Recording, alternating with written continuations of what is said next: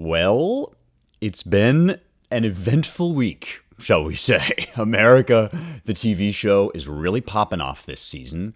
We've had all kinds of dramatic turns of events, and a major theme of the week has actually been the difference between words and deeds. This came up in the very heated Oval Office meeting between Donald Trump and President Zelensky of Ukraine when J.D. Vance, the vice president, was contrasting the tough words of the Biden administration with the tough deeds and actions of the Trump administration. It was also something Zelensky talked about when he compared the words and the deeds of Putin. He said Putin has gone back on his word again and again, and so what use would a ceasefire be when he's always saying one thing and doing another? So this difference, this contrast between words and deeds, is actually an eternal theme of statecraft. It's one of the perennial issues that humankind, especially nations at war, have dealt with throughout the ages. And it is also, as luck or providence would have it, a crucial theme in the Aeneid, Book 2. Last week, we saw the pretty words of the Greeks. We saw how they talk. Now, once the Trojan horse is in the walls and night falls, we are about to see how the Greeks act. And it ain't gonna be pretty.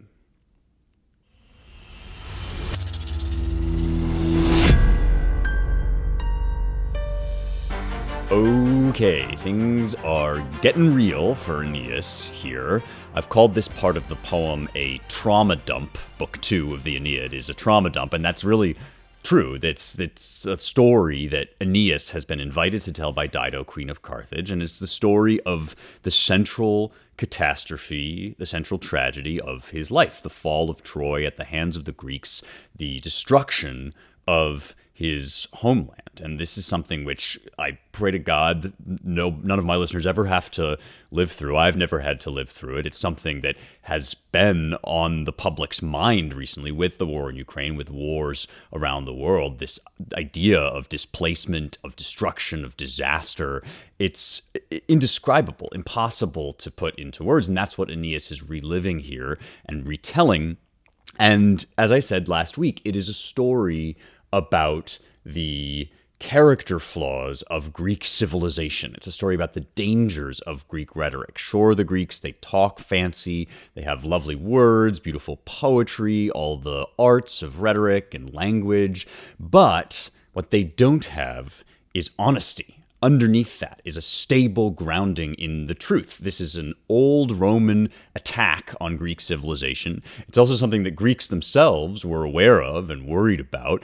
And we saw last time how the Greeks do this famous trick of the Trojan horse, how they very delicately orchestrate this elaborate web of lies, which is mainly spearheaded by Odysseus, who is the Homeric hero of the poem, the Odyssey, but has now been transformed in Virgil's telling into the villainous, craven, cynical, nihilist Ulysses. So we have an episode here, The Trojan Horse, which is right after the end of Homer's Iliad, as Troy is on the verge of falling, and it's taking hold of Greek culture and all the debts that Virgil owes to Homer and to the guys that went before him, and it's also launching a powerful attack against the Greek arts of rhetoric and language.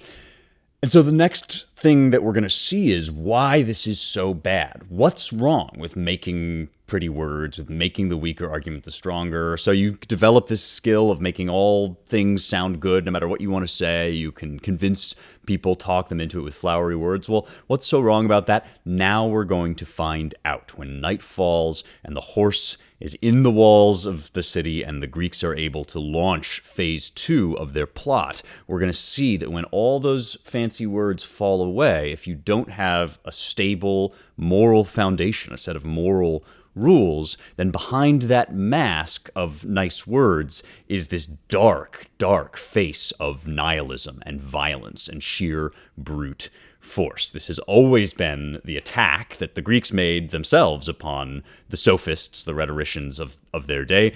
It's something that the Romans have been worried about at least since the embassy of Carneades, the philosopher, to the Roman Forum and the Roman Senate. And now Virgil is going to give it its most gruesome artistic formulation in the person of one man, Neoptolemus, the son of Achilles, the lesser son of a greater sire, as you might say in Lord of the Rings. And we're going to meet Neoptolemus today. And Neoptolemus' wanton acts of cruelty and impiety, his offenses against the gods, are going to show us what it is that has crushed the spirit of Aeneas. Because remember, when we first met Aeneas in Book 1, during the storm sent by Juno, he was a broken man. He was wishing he had died either in the fall of Troy or in the battle to defend Troy. And now we're going to see that he has good reason to wish for that. He has good reason to be despondent. And this is the central problem of the poem. And it's a real problem because always on the horizon is this great destiny that awaits Aeneas after this terrible tragedy. He's destined from the Iliad onward by the gods to found a city in Italy that is going to turn into Rome, which is going to turn into the Roman Empire, which is going to create the occasion for Augustus' glorious rule, or maybe not so glorious, depending on your perspective, but certainly the occasion for Virgil's grand artistic achievement. So all of that is in the future, but in the past and in the wake of this grand endeavor is the cost, the terrible cost that has been paid. And that's where Aeneas is right now. He's dwelling in that. And so over the course of the next few episodes, we're kind of going to learn like his villain origin story, what it was that led him to that point of wishing for death. If you've ever seen Anything Goes, the Cole Porter musical, or if you just know the song I Get a Kick Out of You, it opens with this famous introduction. My story is much too sad to be told, but practically everything leaves me totally cold. And this is what Aeneas is doing and how he opens this book to Dido, who is, of course, got the hots for him now. My story is much too sad to be told. And that is the sad story that we are going to now embark upon as the Greeks come pouring out of the Trojan horse. Before I get into that, though, a little digression.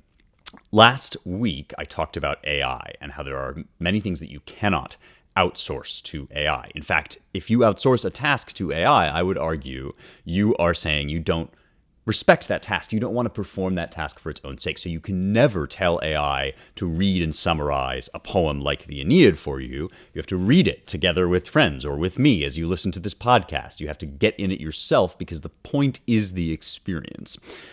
Having said that, and I do stand by that and will stand by that to my dying day if I have to, I have been messing around with Grok.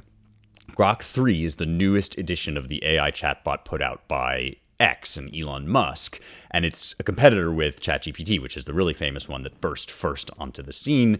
But because I'm now I'm an old heretic, or I'm an aging heretic, I have been trying to figure out, to Grok, as it were, how to use AI. And it's only recently kind of occurred to me what AI can be used for and the good productive uses of this stuff. So one thing I told Grok to do was to plan my diet routine. I like to work out, I like to lift weights, and I like to keep in shape and also like eat pretty healthy.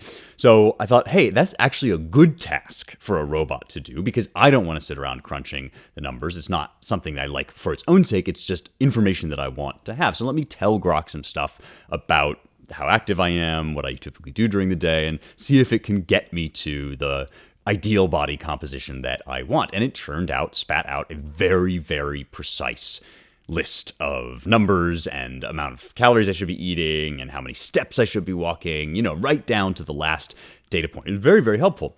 It was also insane because if you think about this stuff like a robot, you're going to end up living like a robot, and that's not healthy either. It's not healthy to stuff your face with junk food all the time, but it's also not healthy to live in this little tiny bounded life with no room for error or change or having a drink on Sunday if that's what you like, or having a cheese board as I like to do with my friends or whatever.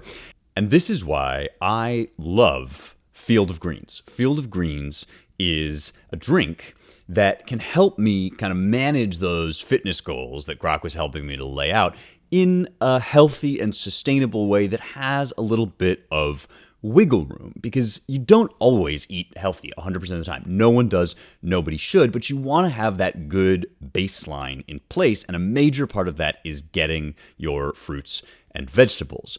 But nobody can get their fruit. I mean, if you look at what it takes to get the 5 servings of fruits and veggies you're supposed to get, it's like so much food, and it's all this time spent eating and preparing meals and all of that. But a glass of Field of Greens daily takes care of those nutritional requirements. It's like nutritional armor for your body, made out of fruits and vegetables, doctor selected, each for a specific health benefit. So there's a heart health group, there are lungs and kidney groups, there's groups for metabolism and weight management, and all of these things are supported by that baseline of fruits and vegetables that will then allow you a little bit more wiggle room in the rest of your diet. I've found my skin has been clearing up lately, and I don't have as many acne problems, but people report all sorts of benefits, higher energy, and just that baseline of good kind of diet and sort of a nutritional setup that will allow you to maneuver a little bit better and a little bit more like a human and less like a robot. So I got you a very specific and special discount only for Young Heretics listeners. It's 20% off your first order when you use the code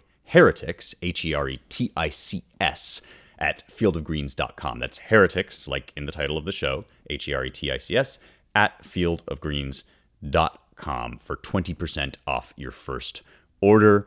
Eat healthy. Don't be a brain in a jar, but don't be a robot either. Give yourself some wiggle room and some support with Field of Greens. Offer code Heretics at fieldofgreens.com. Now, you know who does not have adequate nutrition? It's Aeneas on the ship on his way to Carthage. You like that segue there? You will remember, if you've been following this show along in this series, and by the way, if you haven't, do hit subscribe wherever you're listening so that you never miss an episode. We're going through the whole of Virgil's great poem and exploring all the many wonderful nooks and crannies. And you will remember that back in the first book, when we first met Aeneas, Virgil presents us to him at a profound low point. And I've even been kind of making a little bit of a joke out of this, been making light out of it, saying that Aeneas is like a bit like a kind of Ralph Wiggum character in a grand epic adventure story.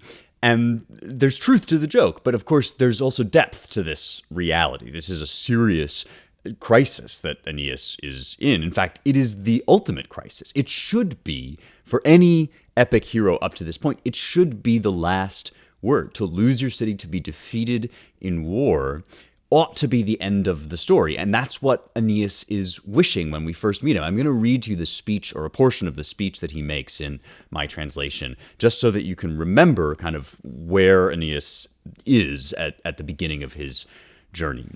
He moans, says Virgil, and gropes toward the stars with both his hands, and cries aloud as follows: 3 and 4 times blessed were those who died in Troy beneath her towering walls, before their father's eyes. These are incredibly charged words here, especially this concept of the walls of the city, the aura patrum, the faces or the mouths even of the fathers looking on, the aura patrum, before their father's eyes. Strongest of all Danaans, Diomedes.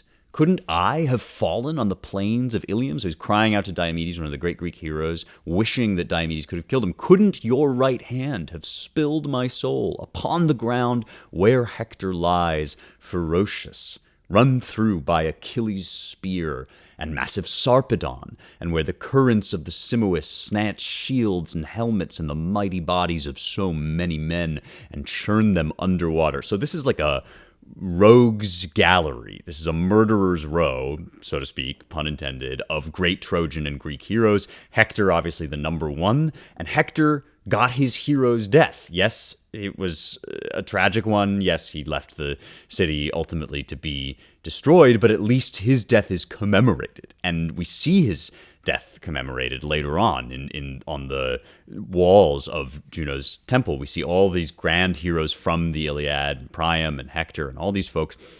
And why can't Aeneas get one of those at the hands of a great hero like Diomedes or Achilles? And what we're going to find out now as we go forward in book 2 is Aeneas was so serious about this. This is not just a offhanded comment he makes in a moment of weakness or despair. This is how Aeneas felt in the time when Troy was falling and burning. What happens next, remember that we've already brought the Trojan horse with its deadly pregnancy, with its deadly soldiers inside. We've brought it inside the city. Night falls, and the ships from Tenedos, which are the Greek ships that are hiding, getting ready for the ambush, they come sailing in. And Sinon, who has played his part to perfection and pretended to be a victim of Greek treachery, now becomes the agent of Greek treachery, letting the Greeks out of the horse and opening the gates. Then they're able to let the rest of the fleet in, and this is total carnage because the Trojans are exhausted. They've been fighting away. They've let their guard down. They've been convinced to let their guard down by this ploy. They're asleep, many of them, in their beds, and so only a small night watch would be on station, ready. And Aeneas is effectively thrown into the midst of the melee by a dream of none other than Hector. And this is really smart how Virgil brings this back here. We've had already the invocation of Hector as the kind of epitome of Trojan heroism. Now we're going to have Hector as the epitome of the Trojan tragedy. And he shows up in a dream. And one of the things that Virgil is cleverly doing here, although we won't really get around to this, but I just want to point this out in advance. We won't get around to this for a while.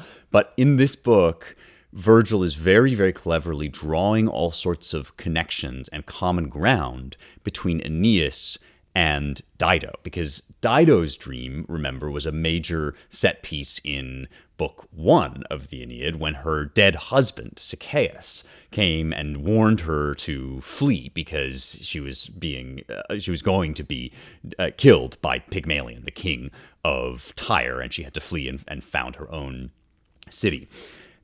This same thing now happens with the dream of Hector, who comes and warns Aeneas. And so we have another dead man warning Aeneas, just like the dead man warned Dido. And later on down the road, we are also going to find out that Aeneas is a widower, just like Dido is a widow, and Sichaeus, her husband, has died. So this is also creating this setup for the later romance. Even in the midst of the war story, Virgil is preparing the later love story that we're going to find down the road. But that's for later on. For now, what we have is a decisively true dream, and that is not a guarantee, we will later discover in the Aeneid. Not all dreams bring the truth. In fact, some dreams are deceptive, and I'm just going to leave that there for now until we come back to it in Book 6.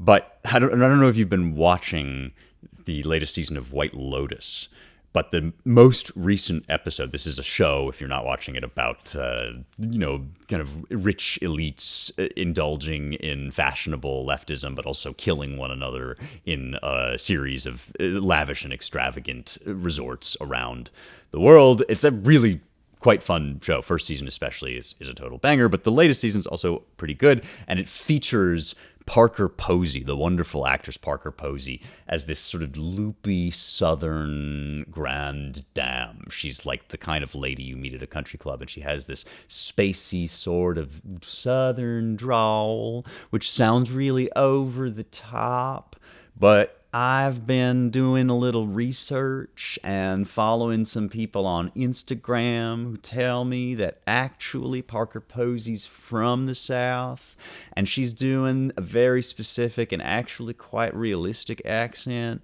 of a very wealthy and disconnected, out of touch sort of lady. And so in episode, I forget what number actually, but there's an episode, she's always taking these sleeping pills, is Parker Posey's character, and in the latest episode, she has a dream, and you're not supposed to tell people your dreams because they're boring. They're not that interesting to hear other people's dreams in detail, but I don't know. I thought this one was pretty interesting. And I'm sorry, by the way, if my accent is really offensive to any Southerners that listen to the show, but I just can't resist doing it because it's such a great accent. And you should watch the show for a really fantastic delivery. And anyway, she has this dream about a tsunami.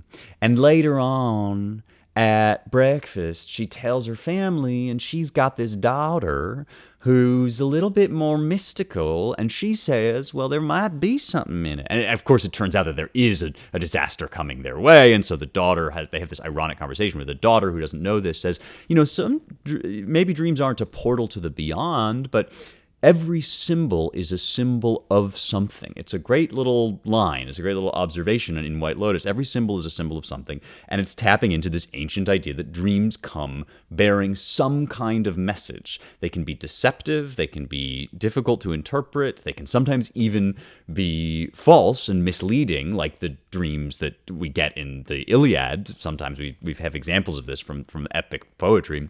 But this is one of the true dreams, and it has a very specific message, which is, you must get out. Just like Sichaeus told Dido, you gotta go, lady. Now Hector is going to appear and tell Aeneas that he gotta get out of here. And it is a very eerie and dramatic scene as a precursor to the main action of this book. Because so far we've really just been having buildings, mounting suspense, the horse, are they going to take it in? Are they not? Yes, they are. Oh my gosh, what's happening to Laocoon? Now we've got the main action, and right before it starts, we get this dream prologue to kind of kick the thing into gear, and it's a gruesome image. Just as Sichaeus was still bloody and battered in Dido's dream, we're now going to have another bloody, dark dream to kick this thing off. And that's one of the features of this book too, and of this opening, the whole first sections of the Aeneid, is that we have these actual acts of very real, bloody violence. We have this gore and muck and the kind of like gritty details of realpolitik, what actually happens when you lose your city. And the whole thing is also haunted by dreams and ghosts and dark gods. And at one point we're going to see the gods fighting over the horizon. So Virgil mixes kind of what we would think of as realism with this very eerie and almost horror movie style that I think would make a terrific movie. Christopher Nolan, if you're listening, after you do the Odyssey, do the Aeneid. If your Odyssey is any good, I want to see you do the Aeneid, and I want to see this like almost horror movie level kind of gore that shows up in these dark dreams and ghosts and portents. And Hector is a great example of this. So I've translated the passage in which he appears, and it's another ecce passage. I don't know if you remember, I talked about the Latin word ecce. And ecce means look, behold. It's a classic sort of device in epic poetry, and the Greeks would call this enargeia, to put the image right before your eyes. And Aeneas does this as he's telling his story of how Hector appeared to him in a dream. So remember that Hector was killed by Achilles. He was defending Troy. He was dragged around the walls in this very grotesque fashion by Achilles, who at that point was mad with grief and rage for the death of his beloved comrade Patroclus, whom Hector killed. And so he brought this great Trojan hero low, and he mutilated his body, and he dragged him around the walls, and he strapped him to a chariot. And Virgil has imagined every last gory detail of what that would mean for the ghost of Hector here. So he says, so Aeneas is telling the story. He says, in dreams, behold, abounding in his sorrow, Hector seemed to stand before my eyes and freely weep, smeared black with blood and dirt. The way he looked before, a leather strap punched through his punctured, swollen heels to hook him to the chariot. The horror! Oh, the way he looked, how mutilated, how transformed. How different from the Hector who had stripped and worn Achilles' armor, or tossed Phrygian firebrands to set the helms of the Danaan ships ablaze. Gore in his beard and matted hair, set thick with blood, he carried each and every wound he had sustained around his father's walls. I dreamed I wept with him. Ultro flens ipse videbar. I seemed myself to be weeping. So this is there's so many Iliadic themes in here, so many themes from Homer, and yet at the same time Virgil is continuing this role reversal, this kind of tables turned mode he's got going on, where the death of Hector, which was in some ways the Greek triumph, is now being turned into an atrocity, which is going to be really important down the road later on when we meet Neoptolemus, Achilles' son, because one of the crucial ideas here, which is present in Homer too, one of the crucial ideas here is what we might think of as the rules of engagement for gentlemanly warfare. There's no such thing as international law at this time, but there's very much a warrior's code of honor.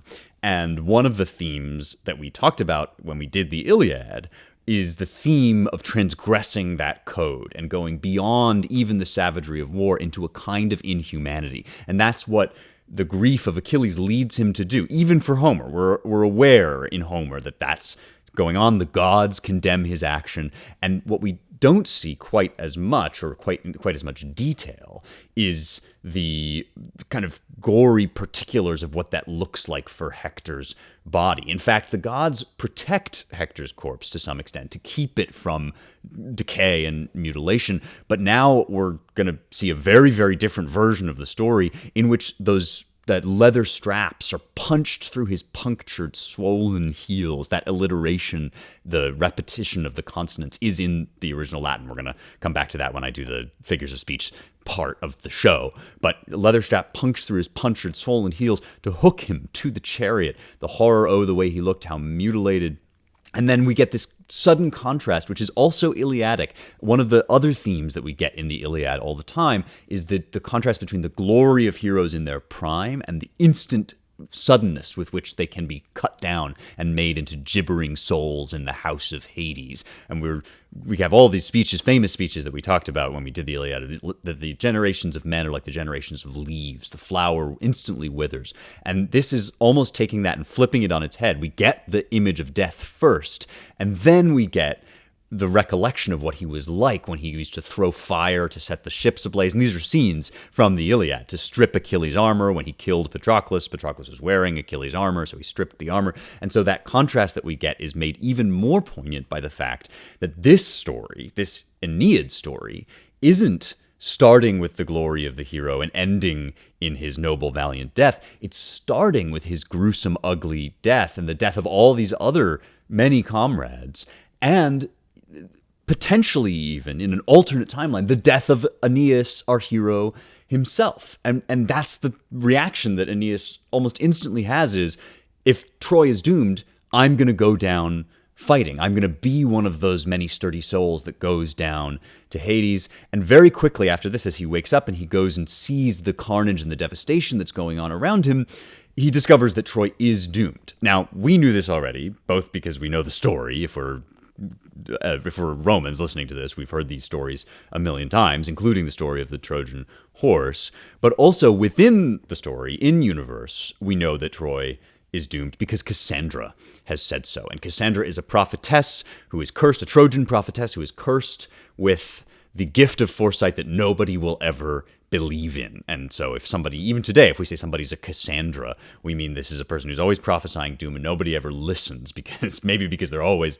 prophesying it, but it always comes to pass anyway. And this is a curse from Apollo. There's a whole mythic backstory there that we don't have to get into, but Cassandra has prophesied that this is going to happen. She's seen, and of course we had Laocoon as well, who told us the truth of the Trojan horse. But now we get it for real from the mouth of Penthus, another Trojan. He has a great line where he says, Troy was, and we Trojans were. That is, this is now already a city of the past. We are living ghosts in some sense, like Hector.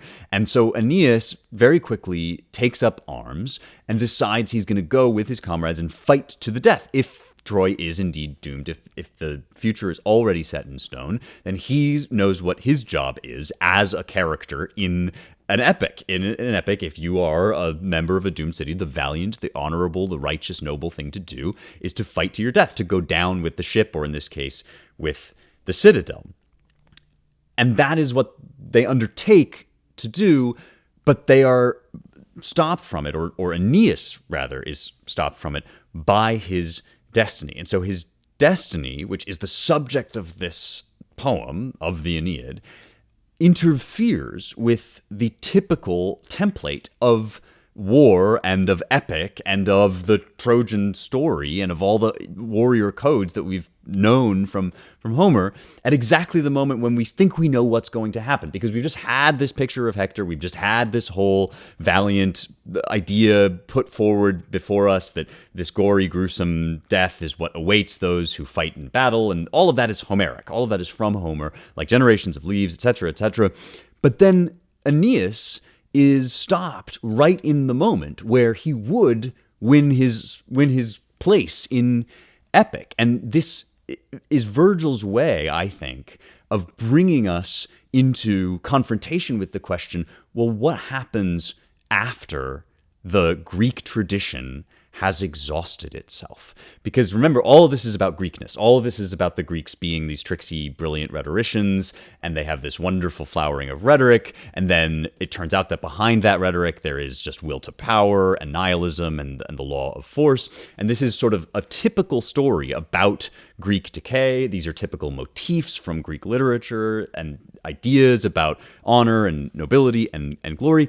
And now, in book 2 of a 12-book poem, they're going to play themselves out. And Aeneas isn't going to get to end his story where it seems like he totally should end it. So the other passage we have to remember here that we've already read is from the temple of Juno at Carthage, where we get kind of the prize, if it is a prize, of being a Homeric hero. Remember, if you're in the Iliad and you're a hero, what you want, what you get for all your troubles and for your death and for your irreplaceable life and soul is kleos, is glory. And this is already spreading throughout the world when Aeneas makes it to Carthage and he sees all of these different events on the walls of the temple. He says, "Is there a land not yet brimful of all our toil? Look, Priam," this is the king of Troy, who is slain, and we're about to get into his story. "Look, Priam, reputation has its own rewards. Yes, even here, the grief of things will bring its tears, and everything that dies will touch the mind of man."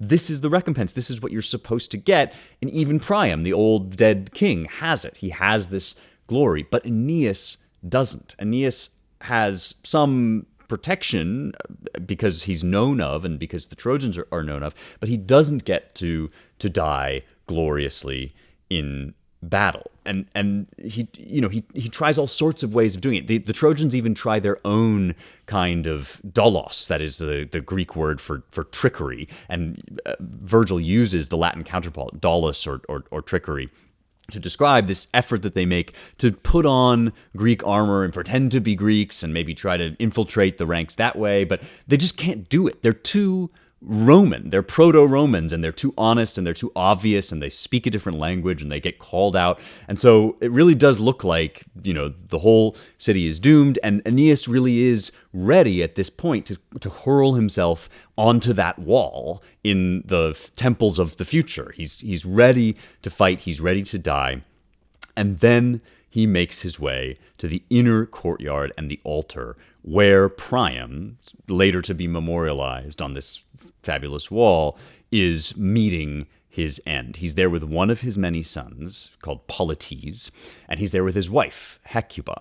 And Hecuba is his queen, and the two of them are this pitiful sight. They are an old, venerable man and woman. The word that we get for Priam in the Greek of Homer's Iliad is geraios. He is the geron, the old man, the elder. There's supposed to be respect afforded to this. There's supposed to be glory that comes with being the king of a great civilization.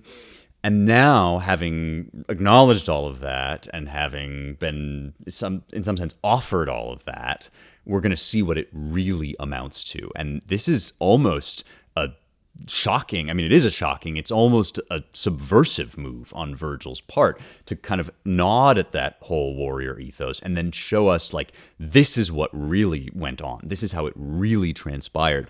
And actually, it's a little bit like the scene in The Return, a movie I did not like very much, but it's about the return of Odysseus home, when Odysseus basically says, they tell all these stories about me, but the reality is much grittier and more brutal.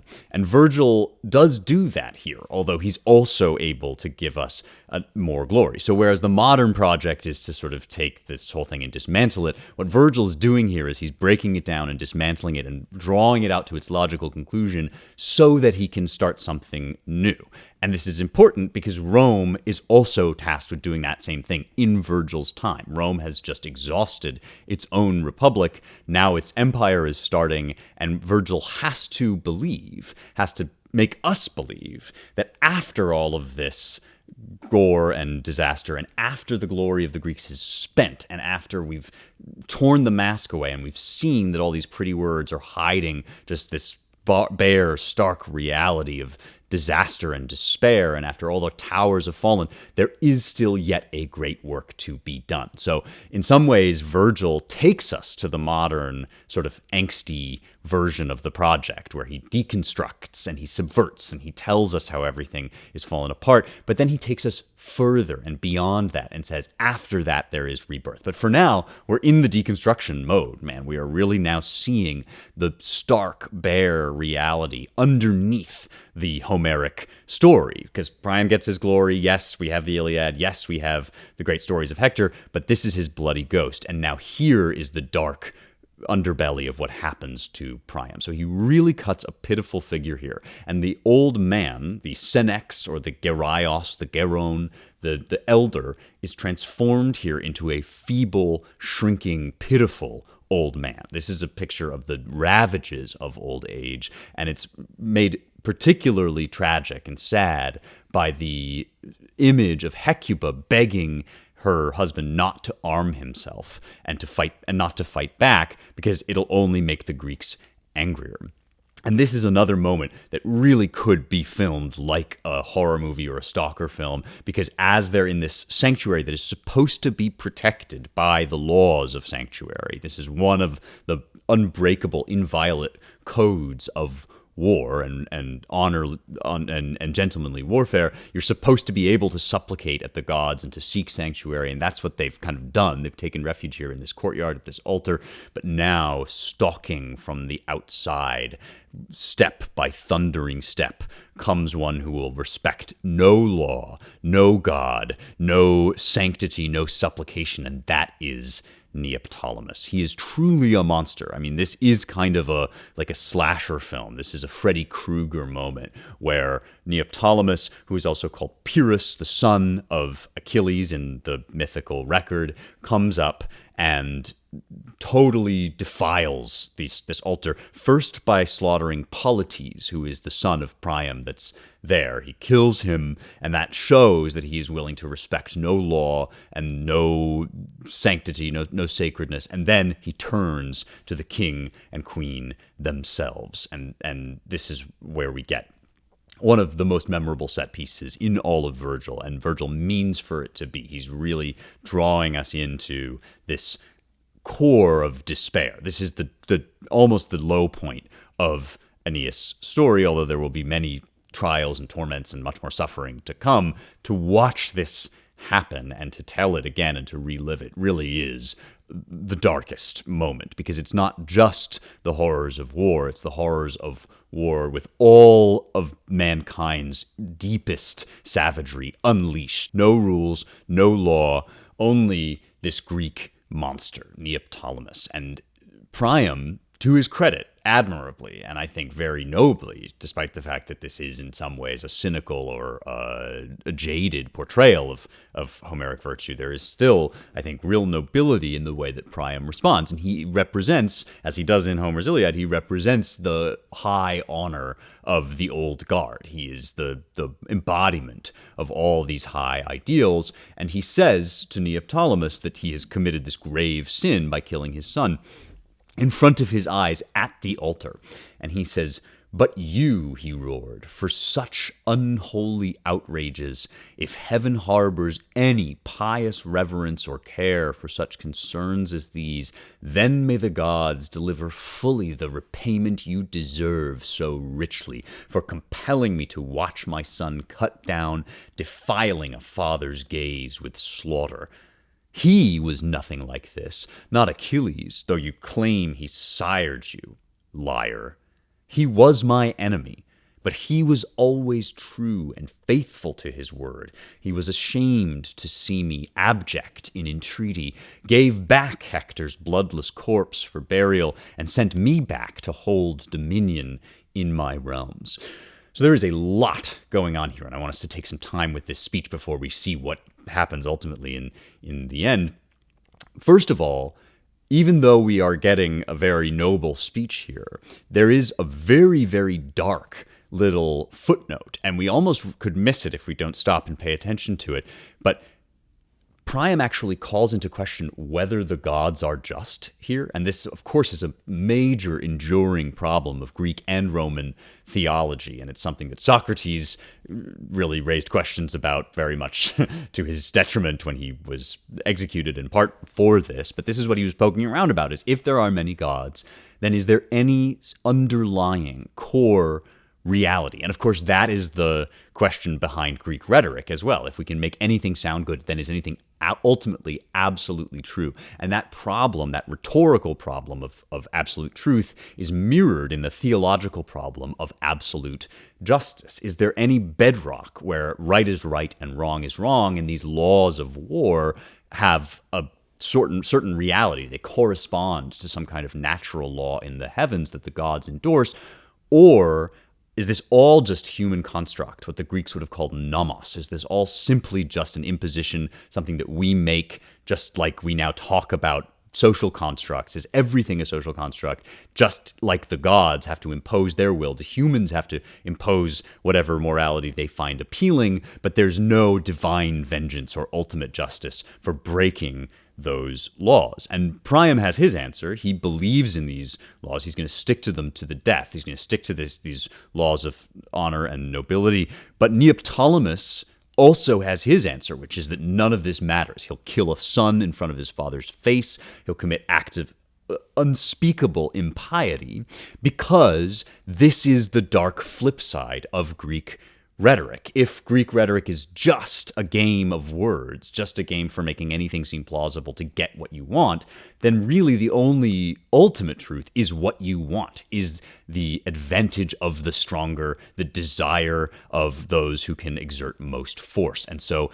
if Ulysses is the picture of Greek lies and rhetoric and dishonesty, now Neoptolemus is the picture of the wages. Pyrrhus, Neoptolemus, is the wages of Greek dishonesty, is this dark nihilism with nothing behind it, no cosmic justice, no ultimate law.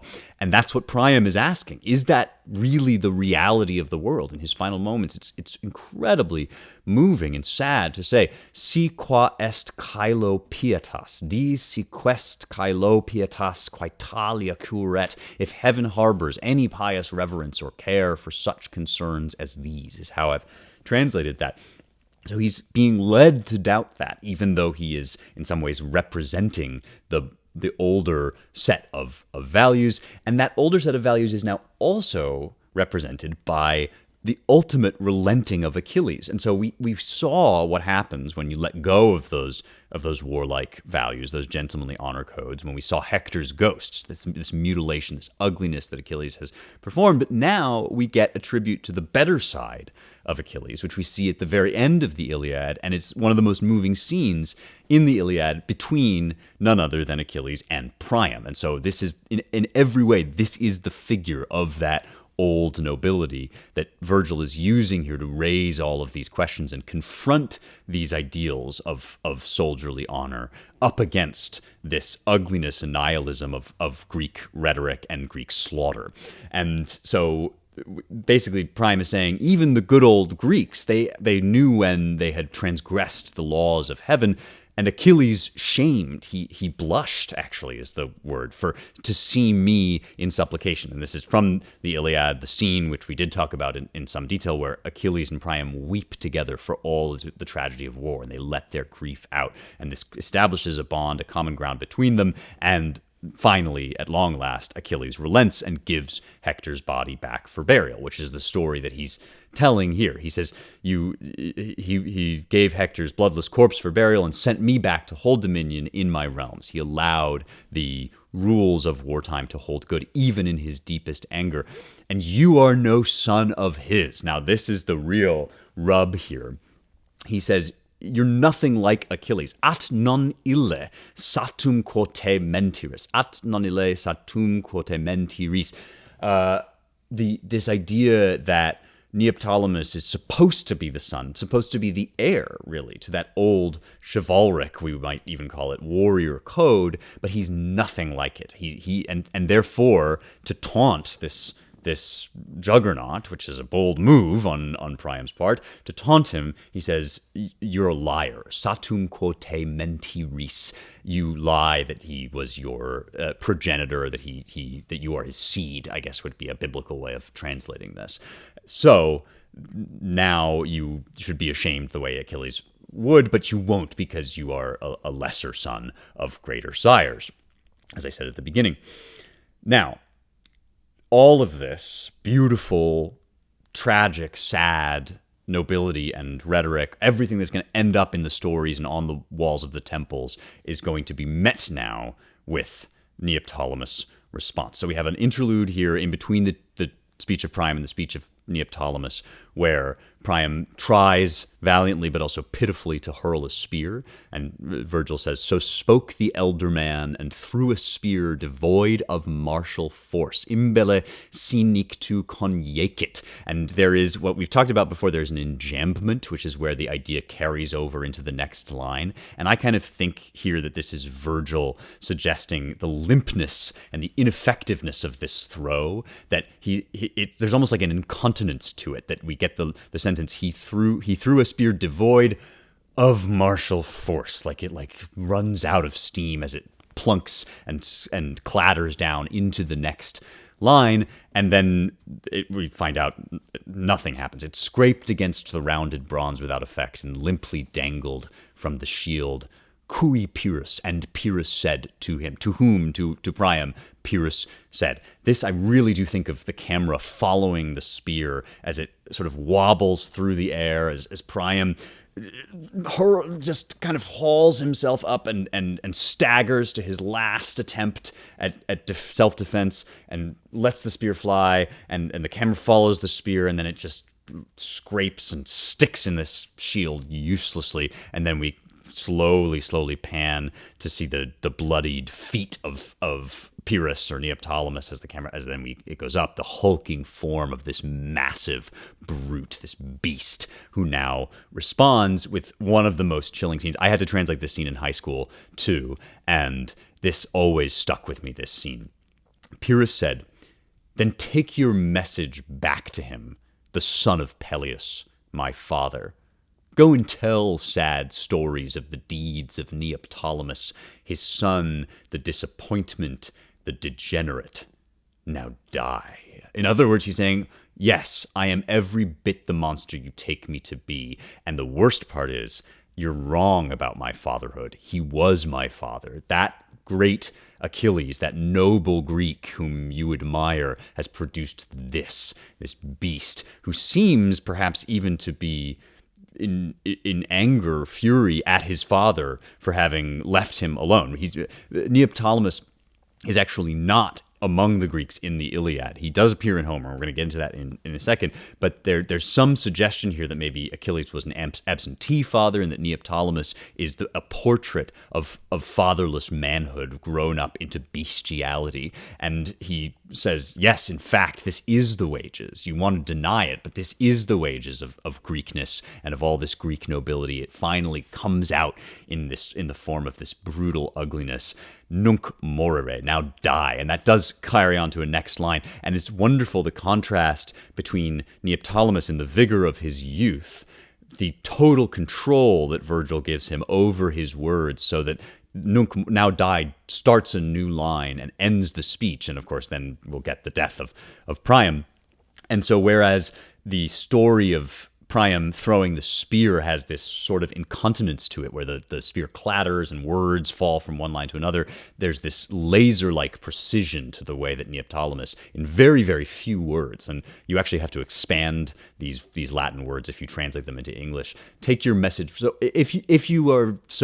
if you love my father so much, you have so much respect for Achilles, and if you're so dismayed at my conduct, and you really want to give a bad report card to me, and you want to go running to my daddy, then go running. Go to the underworld where he lives. Go tell your sad stories of the deeds of Neoptolemus, his son, the disappointment, the degenerate, degeneremque Neoptolemum. I mean, it's just a harrowing moment, a harrowing speech, and it is the sight that will begin to, I would say, exhaust Aeneas' spirit. So Aeneas, seeing all of this, and we're going to get into this next week, seeing all of this, Aeneas something breaks, something snaps inside of Aeneas because of everything it means about the tradition he thought he was living in. And that's part of the significance of this being the son of a great hero. This actually isn't a total revision of Homer so much as filling in the darker edges around the bright glory of Homer. There are good Greeks and bad Greeks, of course, in this story, but the bad Greeks are in some ways the offspring or the continuation of even what was good in the Greek tradition. And we know this, if we're paying very, very close attention, because of where Neoptolemus shows up in Homer. It's not in the Iliad, it's in the Odyssey in Book 11 when Odysseus goes to the underworld. And there we learn, because Achilles, the ghost of Achilles, asks for a report of his father and his son, and Odysseus gives him one, and we learn that Odysseus is Neoptolemus' mentor. So this savage brute was raised by none other than the most cultivated of all Greeks. Ulysses, the wielder of fine words, tells us a story of how near the end of the war, when the Greeks were in need of reinforcements, as part of this kind of second wave of soldiery, this is after the Iliad is over, Odysseus says, I myself brought Neoptolemus from Skyros in my well-made hollow ship to join the bronze-greaved ranks of the Achaeans. And here, it's a great report. In fact, Odysseus goes to the underworld, just like Neoptolemus tells Priam to, and gives Achilles a glowing report of his son's conduct, and says, your little boy, your young man has been doing very, very well. I'm pleased to report few were braver. Only godlike Nestor and I were more valiant in words. And so we learn that actually Nestor and Odysseus are the kind of embodiment of Greek rhetoric, and the next after them in verbal skill is Neoptolemus, this guy whom we now see behaving like a complete monster, was second only to Odysseus and Nestor in his skill of Greek verbiage. And this is something we have to go to Homer to find out. But Virgil, again, in that kind of hip-hop diss track sort of way, always has this in mind. He's always leaving these Easter eggs and working this into the construction so that if you chase these things down, the poem takes on more and more and more meaning. In this one little episode, this one story of the death of Priam, there is an entire parable about the rise and fall of Greek civilization. We begin with the Homeric war code. We begin with Hector and Achilles and Priam, and with these laws that even if they're shadowy and they're not totally clear and they're unwritten and we're not totally sure whether heaven endorses them, nevertheless, this is how we live. We live for glory and honor, and we do not transgress the boundaries of our humanity. We do not become brutes, even in the heat of war. But we also, as human beings, are capable of rhetoric. We're capable of speech, of logos, of reasoning. and we're capable of making the weaker argument the stronger. And so this is the next stage. If Priam is the elder, and if Achilles kind of meets the elder on this first generation of heroes, then we get Ulysses as the next generation of smooth talkers. These are the sophists whom the Athenians will later grapple with, and Socrates will do battle with. And they are able to make the weaker argument the stronger, which means that there is no justice in heaven, there is no absolute truth, and therefore justice is just in the interest of the stronger. And that's Neoptolemus, the next generation, the direct protege of Ulysses. And so Virgil here in one episode is showing the old gentlemanly virtues of the warrior class losing, expiring, aging out. And maybe they held back the bloodshed for a while, but now the older generation is dying out and you get sheer bloodshed. You just get nihilism. And this is indeed what happened to the Greeks, what the Greeks thought happened to them, and was represented as part of the decline of Greek civilization. Long before Virgil, we have this episode, famous episode from Thucydides in the Peloponnesian War called the Melian Dialogue.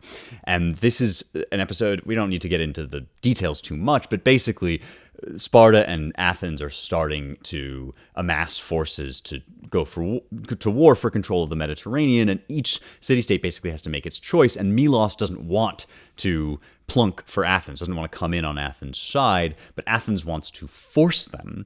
And there's an envoy, an embassy that Thucydides represents, in which very, very famously they say, look, we're not going to bother you with all the rhetoric. We're not going to bother you with specious pretenses of how we have a right to our empire or how we're attacking you because of wrong you've done us. We won't make a long speech for exactly the reason that Cato the Elder said in Plutarch's Life. You know as well as we do that right, as the world goes, is only in question between equals in power, while the strong do what they can and the weak suffer what they must. And this is the eternal contrast between words and deeds. This is Thrasymachus versus Socrates. Thrasymachus is the one in Plato's Republic who says justice is the interest of the stronger.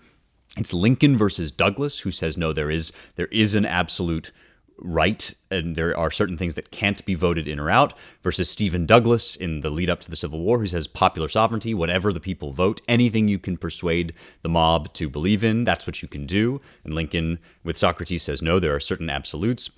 It's even, and this is something that we now talk about, I think, too easily or without really understanding what we mean. It's even part of the debate between like the neocons and some of the other conservatives. I was listening to a debate with, or really an interview with John Bolton, who is sometimes called a neocon, on another podcast called The Fifth Column.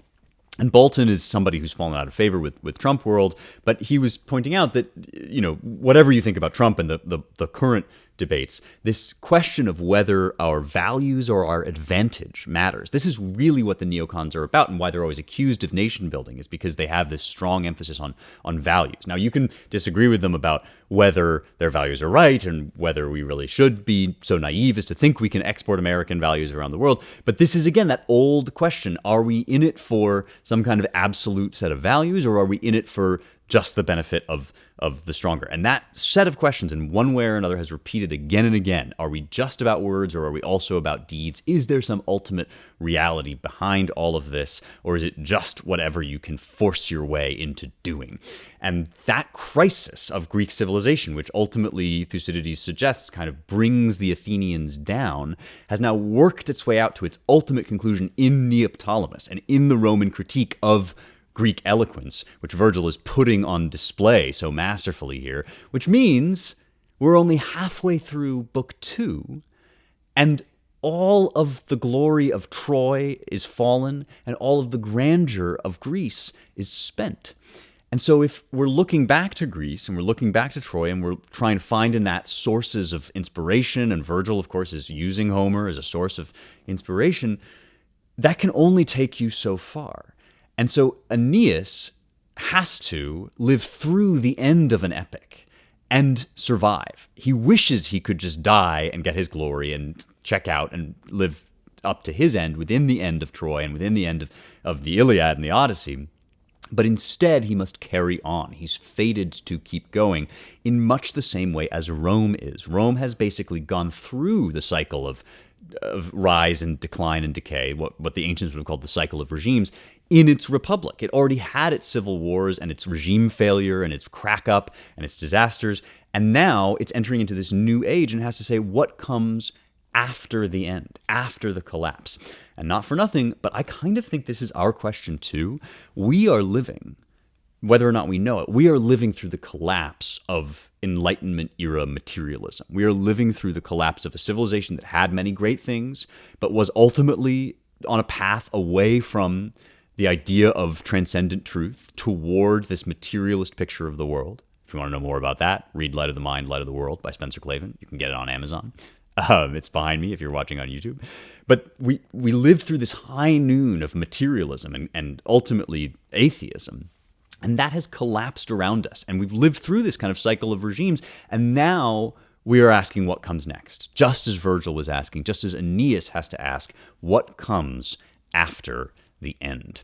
And so that is the question we're going to take up next time when we resume the story. But first we had to dwell in the disaster, in the falling apart, in the deconstruction, and in the decay of Greek civilization. So, in the time that briefly remains, I just want to take us through quickly It Figures, which is one of my favorite parts of the show. I know a lot of you guys out there like it too, but I like to save it to the end just in case you're more interested in the story and the myths and all the poetry.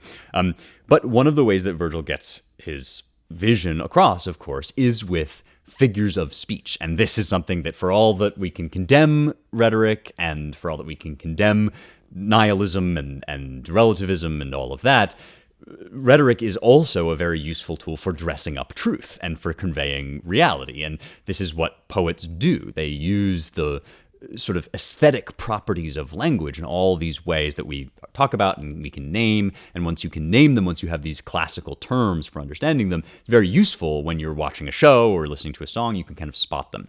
So we have one today that everybody basically knows about. Most people know the meaning of the word alliteration. We've also seen some enjambment, by the way, but I already did a segment on that. So we're going to talk about alliteration, which means the repetition of consonants. There's another one, assonance, which is the repetition of vowels, but alliteration is when you start the word again and again with the same sounds. And so we had a classic example of this in the straps that were drawn through the heels of Hector. And so, it's easy, relatively easy to spot alliteration. We can see it when it happens. In Hector's case, it's the sound of the letter P when he appears. The bigger question is why. So let me read the line again. He says, or rather, Aeneas says, and Virgil has Aeneas say in his description, that the ghost of Hector appears in a dream, aterque cruento pulvere perque pedes trajectus lora tumentis. So there's 3 P's, pulvere perque pedes, and trajectus tumentis. So with 2 T's. So we can sometimes get a little bit down on alliteration. It's humble. It's a humble trope. It's something that people do all the time and have done. And sometimes we think of it as cheap or sing-songy, and it can come across that way.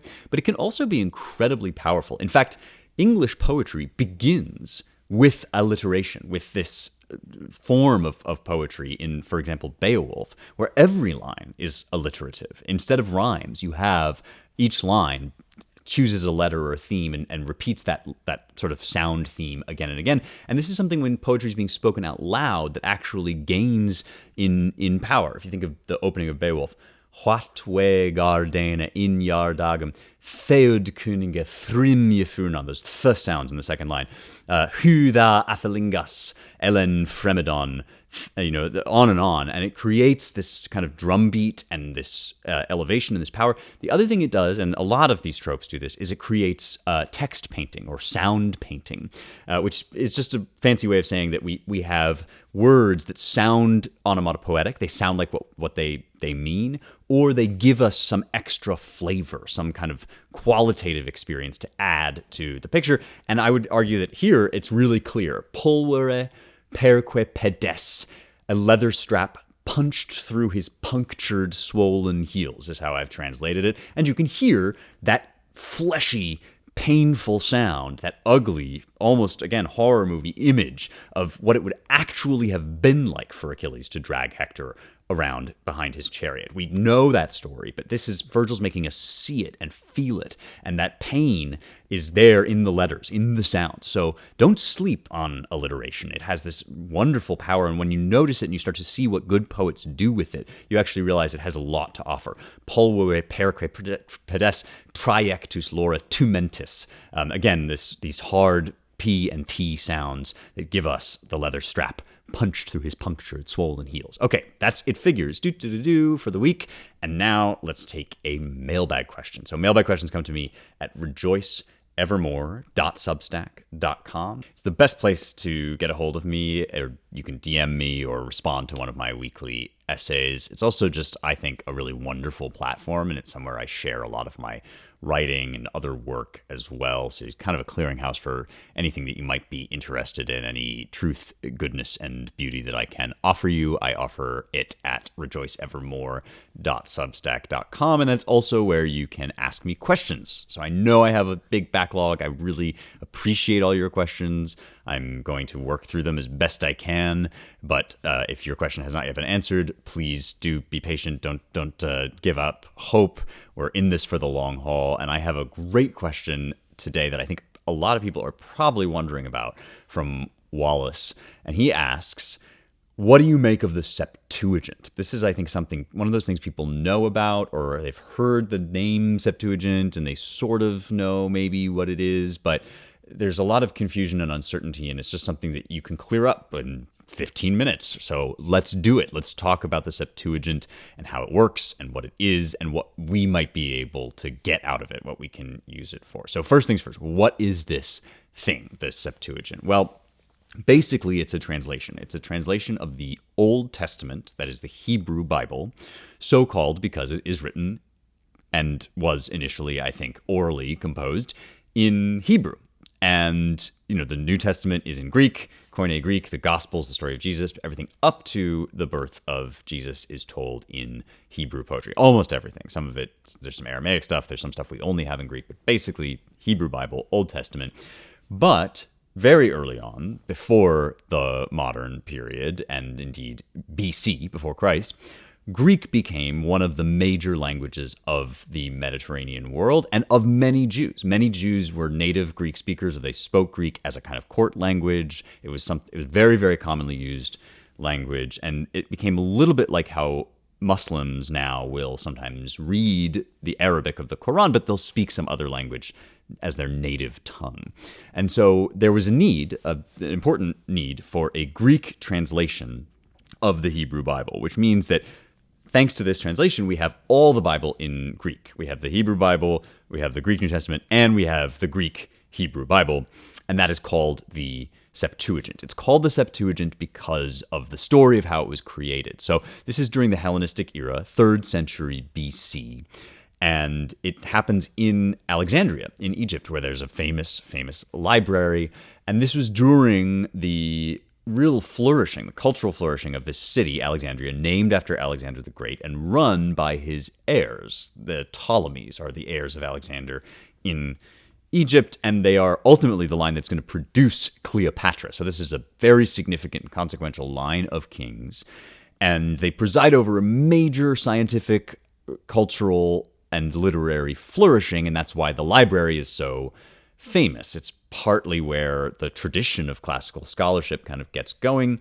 And under Ptolemy II, Ptolemy Philadelphus, so again, this is in the 200s BC, there is commissioned a translation of this Hebrew Bible as part of kind of the grand knowledge gathering project. Here we speak Greek, we are Greek-speaking, it's a Greek-speaking world, but we also want to have in our library a legible copy for Greek speakers of this Hebrew text, which, remember, for the ancient world, this would have been a kind of a curiosity, like learning about the Phoenicians. Oh, we want to learn about the Judeans. We want to know about Jewish theology and scripture. And so there's a story, And the story is, I think, probably apocryphal to some degree, certainly legendary. It's not scriptural, it comes after scripture, but there's a story that Ptolemy calls his translators together, and he calls together 72 translators, because that's 6 rabbis, 6 translators from each of the 12 tribes of Israel. So 6 times 12 is 72. And the story that is, I think, probably a legend is that they all went off into their own isolated areas and they produced their own translations into Greek, but miraculously they all came together and they all had the exact same translation word for word. And so this would allay the anxiety that Holy Scripture was being perverted by translation. It's this idea that actually not one jot or tittle is lost in translation. This is a miraculous, divinely inspired event, and it's confirmed by this miracle that all these different translations turn out to be exactly the same. Now, as a translator, as I can tell you, that is very, very unlikely unless it really was a miracle. And I will also say that I don't think that's really how translation works. I don't have the view of Scripture that would require every translation to look exactly the same. In other words, I think what's divinely inspired is the meaning of the words and not the words themselves. That's what sets me apart, for instance, from Muslims. And I think Christians are typically quite comfortable with this idea, but Jews, especially ancient Jews, less so. There's a very high premium placed on the words themselves. So it's a high-stakes game to make a translation. And this is how the story goes. And it does speak to something real, which is when you translate Scripture, all of the problems of translating anything get heightened a million times. And that's part of what I think Wallace is asking is, can we rely on this translation? Because we want to know what's in Scripture. We want to get it right. Can we rely on the Septuagint? Is it a good or a worthwhile translation? And the real answer is, it's a bit of a mixed bag. There are some good things that we can get out of it. If you know what you're using, then you can definitely profit from it. But also some of the translations are clearly worse. Some books are worse translated than others. There are some areas where I think you would probably be wise to accept the Hebrew. And in general, as St. Jerome, the Christian who translated the whole Bible into Latin, was fond of insisting, we really should be looking at the Hebrew first, because it's the Hebrew that is the source text. And that's where we get, I think, our best sense of the meaning overall. But there are some cases in which the Septuagint can be very helpful, and not just for Greek speakers. So this is, by the way, the full name of this text is the translation of the 70. So if you round the 72 translators to 70, then you get this Greek phrase, he metaphrasis, the translation, ton hebdo me konta. And that means the translation of the 70. And that is also why the Septuagint, which just means the 70, is sometimes abbreviated as LXX, Roman numeral 70. These are all just different ways of saying it's the shorthand for saying this is the translation of the 70. And it is the ancient Greek translation that we have. And importantly, we have old manuscripts. So we have manuscripts from the ancient world of these translations. And that is one reason why sometimes it can be a useful resource as compared with the Hebrew, which is obviously older. The text of the Hebrew is older, and the Hebrew has a continuous translation of oral and ultimately written transmission. But the manuscripts that we use, the authoritative manuscripts, which are set down by this guild of scribes called the Masoretes, those manuscripts come from the medieval era. They're from the 900s and the 1000s AD. And so there is an argument to be made that by going to the Septuagint, you can sometimes get to potentially an earlier version or an earlier reading, which only becomes important when the readings differ, when there's a dispute over the meaning of the words or even the words themselves that ought to be set down at a particular point. This doesn't happen wildly often in the Bible, but it does happen that sometimes people are in dispute over whether it's a this or a that or whatever, which precise word is used there.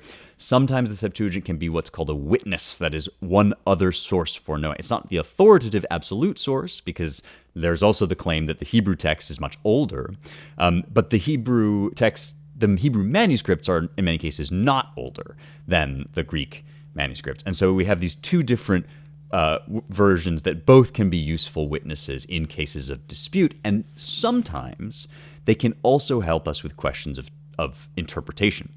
So to give just one example, there's a famous moment in Genesis 1, Genesis, the first chapter, the story of creation, in which the text says that the earth was tohu vabohu, which is usually translated as formless and void or wasted and the earth was formless and void, and God's spirit brooded over the waters. Now, this is a notoriously difficult phrase to translate or even to understand because tohu is a word that we find elsewhere in the Bible, but bohu only shows up in this place and in quotations of this line. So tohu vabohu is a set phrase, but nobody really quite knows what bohu means, and there's even a dispute philosophically among the rabbis and the Greek philosophers over whether God created the world and then formed it, or whether he found there is some raw material already there. In other words, God has co-eternal prime matter, which is a very common Greek